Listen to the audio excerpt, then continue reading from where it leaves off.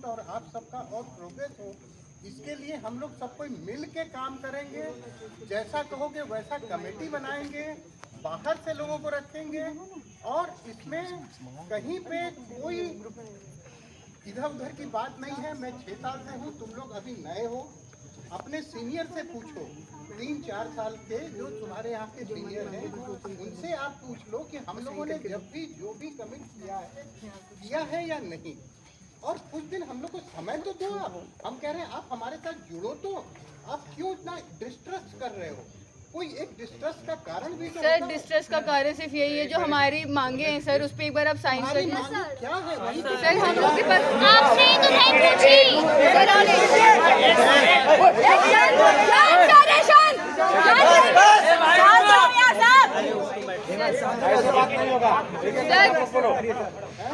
जब से आप आए आपने एक बार उसका नाम लिख क्या हुआ सिचुएशन में कौन सी चीज हुई है? भाई मैं तो कह रहा हूँ कि उसको मैं एक बार आप अपने मुंह से एक्सेप्ट कर दीजिए कि मैं उसका ये हुआ था। मैं कह रहा हूँ कि मैं आज शाम को आया हूँ, मैं सारी वस्तुस्थिति का पता करके हम तो कह रहे हैं कि उसमें जहाँ भी जो भी गड़बड़ी है उसके लिए हम इंडिपेंडेंट कमेटी बना के जो भी उसके जिम्मेदार हैं उनका वो होगा, और जो गलतियाँ हो गई हैं, जो रिकमेंडेशन है, हम सब कुछ करेंगे, आपको भी उसमें शामिल करेंगे और इसकी बेहतरी के लिए करेंगे।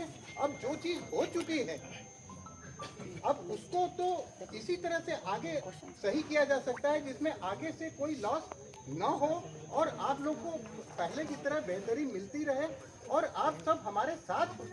अब अपने स्टूडेंट अपने सीनियर से पूछो, हम लोग कभी अलग अलग इस तरह से अभी बैठे ही नहीं। आप लोगों को यहाँ की स्थिति के बारे में पूरी तरह से अवगत ही नहीं है। आप अपने जो सीनियर स्टूडेंट हैं उनसे आप बात करो, उनसे समझो कि क्या इस संस्थान में ऐसा होता है, नहीं होता है। हम लोग मिल के काम करते हैं। हम तो कह रहे हैं कि इसमें जो भी अभी मैं आज सीधे आया और मैं एयरपोर्ट से आपके पास चला गया, तो मुझे कैसे आप बता, मैं तो आपके ऊपर डिनाई कर सकता हूँ और न तो मैं किसी दूसरे के ऊपर। जो भी वस्तु स्थिति होगी उसकी इंडिपेंडेंट वो होगी। उसमें भी ऐसा नहीं है कि हम आपको अलग रखना चाहते हैं, हम अपने को अलग रखने को तैयार हैं। सर सवाल सर हम आपके साथ जुड़ने को तैयार हैं। मतलब आप इतने बड़े इंस्टीट्यूशन के सर हेड हैं ना, तो आपका दायित्व बनता है कि अगर आपके इंस्टीट्यूशन में कुछ भी घटना हो तो आपके पास इंफॉर्मेशन पहले पहुंचे। तो सर आपके पास मेरे पास इंफॉर्मेशन है, लेकिन उसका एक एक सीक्वेंस हमको नहीं पता हो सकता है ना। तो सर वो आपका सर वो आपका फर्ज बनता है ना, कितने बड़े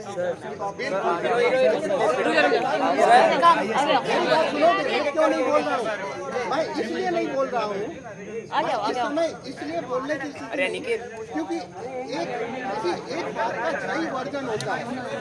ये बात का तुम्हारे पास एक वर्जन है, दूसरे के पास दूसरा वर्जन है, तीसरे के पास तीसरा वर्जन है। तो मैं तो कह रहा हूँ कि आप लोग इंडिपेंडेंट इंक्वायरी करेंगे।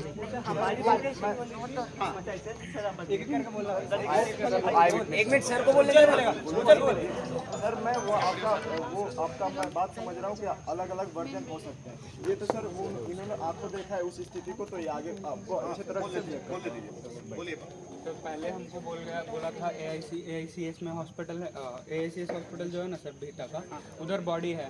हम सब लोग पहुंच गए 2 बजे, बिना हमको बताए बॉडी को शिफ्ट कर दिया दानापुर में। वो बोले 5 लोग जा सकते हैं, पहले तुम बोल लो फिर हम 5 लोग जा सकते हैं बॉडी के साथ।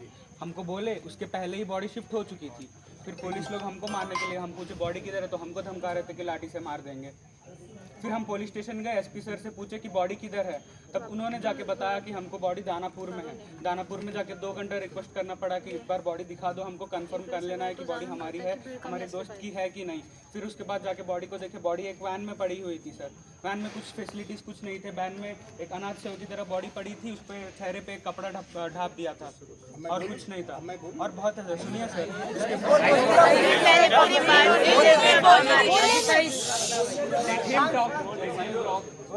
इसको हम लोग रिक्वेस्ट किए मैनेजमेंट से कि आइस बॉक्स डलवा दीजिए।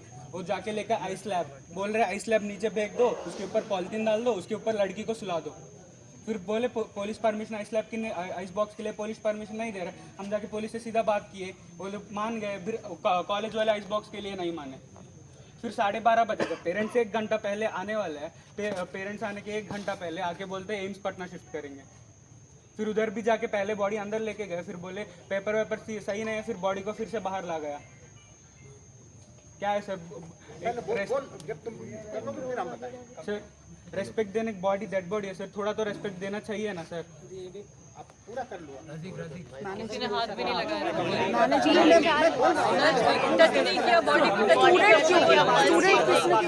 बॉडी को कुछ मैं उठा के ट्रे पे रखा हूँ। बेटे मैं जवाब दे रहा हूँ ना तुम्हें। पहले मैं इसलिए नहीं किया। रेटिंग चेक नहीं किया गया था। अच्छा अब मेरी बात सुनो। पूरा प्रशासन यहाँ पे है। जो हम लोगों का एक वो बनता है, जैसे बॉडी ESI हॉस्पिटल ने उसको डेड डिक्लेयर कर दिया, वो पुलिस केस हो गया।